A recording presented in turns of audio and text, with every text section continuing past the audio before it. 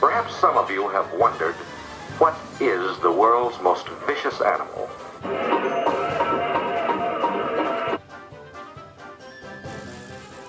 Johnny, are kids learning what they should be learning at school, or what? Are schools and our education system doing the right thing, Johnny? Is that what you're asking? Yeah. Well, in a way they are, of course, Johnny. But you really have to ask yourself these days what kids are going to school for.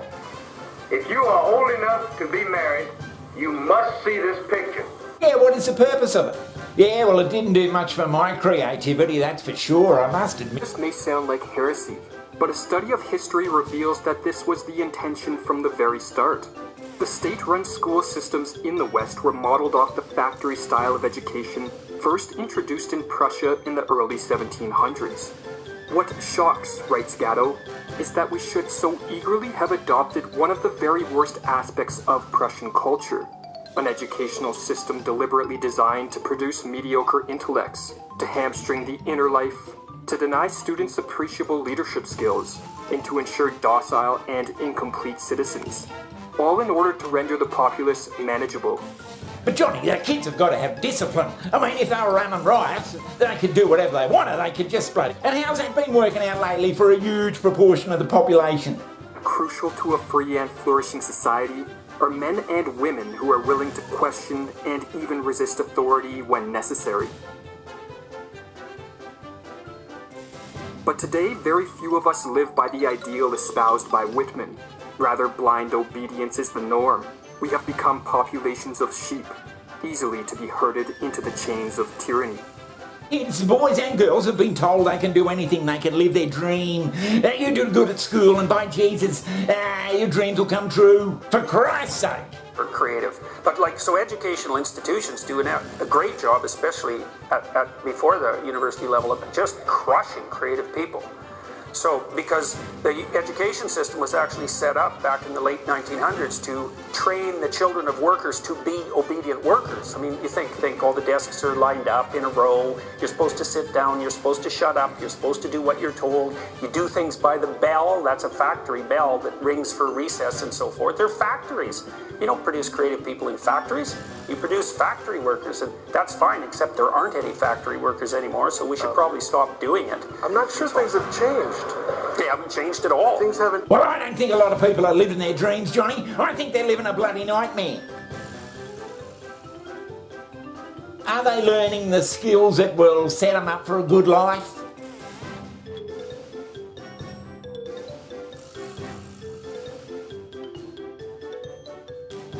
But Johnny, there'll come a time when you won't have to go to school at all. No need for school. Well, that's right. Elon Musk. Elon, not Elon again, for Christ's sake, he's in every bloody... Yeah, Elon's developing that brain chip that one day, no doubt, will be in every kid's head, just put in there at birth like a circumcision. One day, you could have superhuman vision. Play your favorite albums in your head and download your brain to a computer or even to another body. It's alive! It's alive! It's alive! Though this may sound like an episode of your favorite science fiction show, Elon Musk and his team at the neural tech startup Neuralink believe that their electronic brain-computer interfaces could make this possible.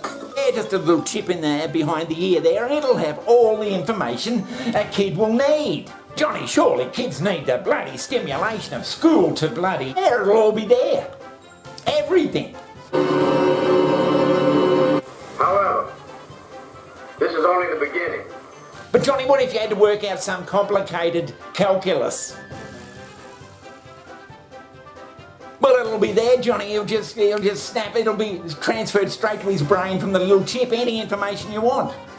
Described as Fitbit in your skull with tiny wires. A Fitbit in your skull with tiny wires. The small, easy-to-install brain-computer interface could be used to expand the capabilities of humans, changing the way we interact with technology. And What if you wanted to know what the population of bloody Iceland was? Yeah, you can just call that up, Johnny. Yeah, well, I don't know. It can lead to bloody huge social bloody upheaval that I haven't heard anyone talk about it. Except us here on the Ask Johnny channel. Well, I suppose you're right, yeah. Have a little toddler, Johnny, that's not doing what they're told at the supermarket. Well, the little chip might just send a little microwave message to their brain to just settle down and be calm. Everything's going to be all right, and you might get some candy later. What about money handling, Johnny? Yeah, managing your finances. Well, I don't know whether they do teach that at school anyway.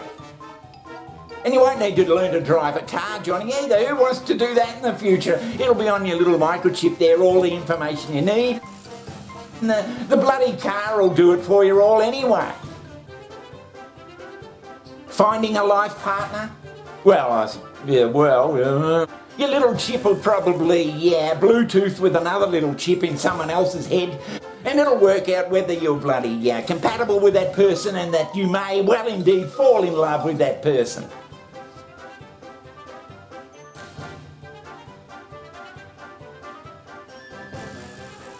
But Johnny, there'll be no social interaction. There'll be nothing like that at all.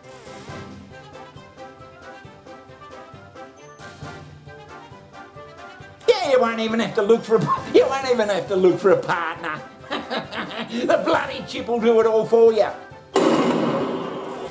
We love each other. What are you going to do about it? So Johnny, let me get this straight. You're saying if Elon's plans come to fruition, which they probably will, we'll all have a microchip in our head with all the information we need to get us through our pitiful lives, and you won't have to go to school to learn anything? Is that what you're bloody trying to say? Yeah, there won't be any need to go to school, Johnny. Everything will be in your head in the little microchip. Are you sure you've got your facts right on this one, Johnny?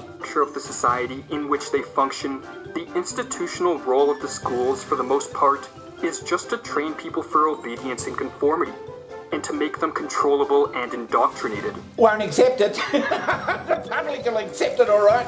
They've been accepting things for the last 100 years, and they grab onto new technology like it's a bloody... We have become populations of sheep, easily to be herded into the chains of tyranny.